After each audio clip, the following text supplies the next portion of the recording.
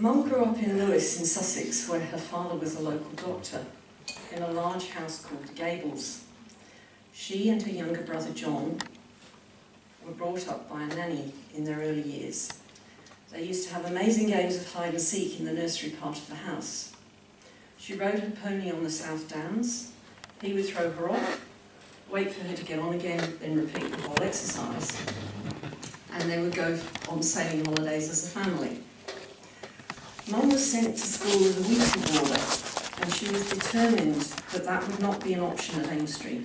She felt it was the worst of both worlds, as you missed out on the fun the boarders had at weekends. And there's more than one day boy who went on to board at Amesbury for exactly that reason.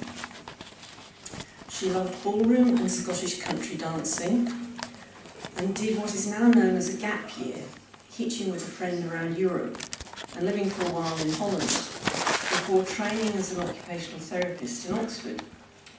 There, she and her friends would hold parties or social gatherings for single people to meet others. One of these parties was reported on in the local paper, and that got her into a lot of trouble with the head of the college. She met Dad at a party she hadn't wanted to go to, and in 1953 they married while he was still a student, so she supported them with her secretarial skills. I was born in 1956 in Hertfordshire while Dad was teaching at Heathmount, but within a year they moved to Daglingworth near Cirencester to start a new school. It was meant to be in partnership with another couple, but that couple pulled out at the last minute, so Mum and Dad went ahead on their own, and Sarah arrived shortly afterwards. The school included a kindergarten, and Mum increasingly picked up more teaching as well as running the domestic side. In 1965, they sold Daglingworth Manor School, staying on for the autumn term to ease the transition. So in a very cold January 1966, we moved to Amesbury. Six boys came with us, and two of those, Des and Robert, are here today. They continued at Amesbury till it closed in 1998.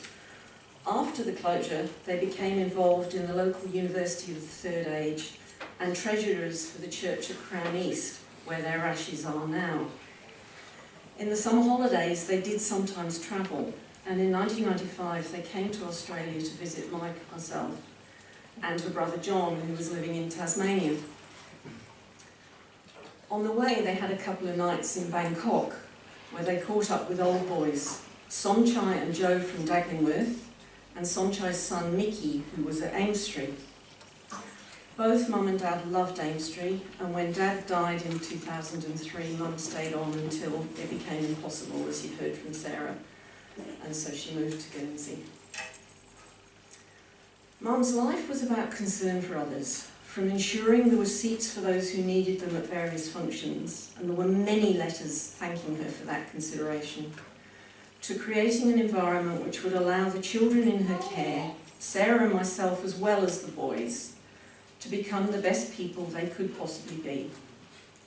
Amesbury, and Daglingworth before that, was that environment for many boys, one where they were able to find something each boy was good at and to build on to give them confidence on a broader basis. Old boys have described it. We got far more than a good education. We also learnt to enjoy and appreciate the non-material aspects of life, which are so often forgotten in this highly commercial world of today. More importantly, we also learned from Jill and Hugh's examples and the old-fashioned values which were instilled into us: manners, patience, a will to learn, and the importance of being reliable and being kind and helpful to others. Another said, she was very strict but fair. However, she would often succumb to a smile from one of us, especially if we'd been naughty.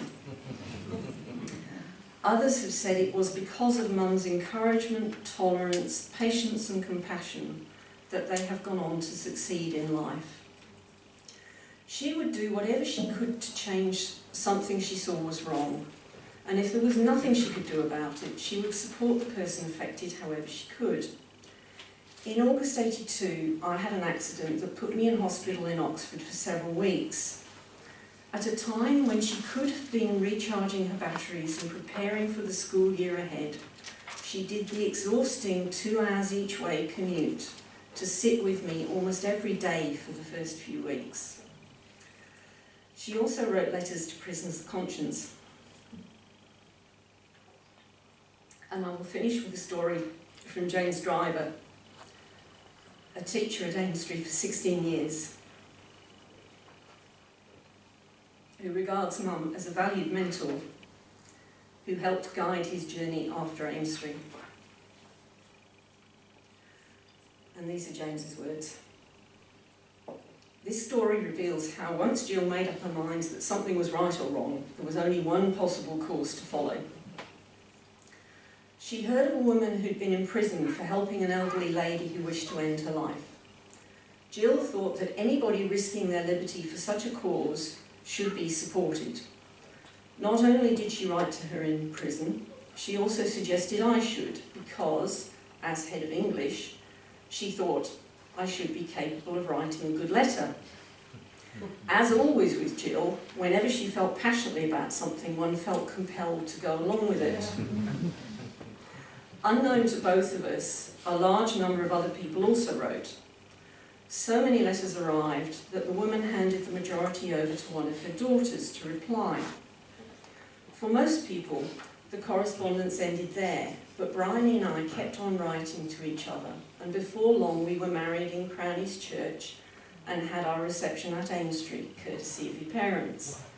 And I secretly think Mum was actually delighted that she'd had a role in that matchmaking. Back to the letter.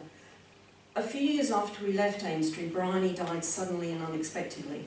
Your parents, of course, dropped everything at very short notice to attend her funeral.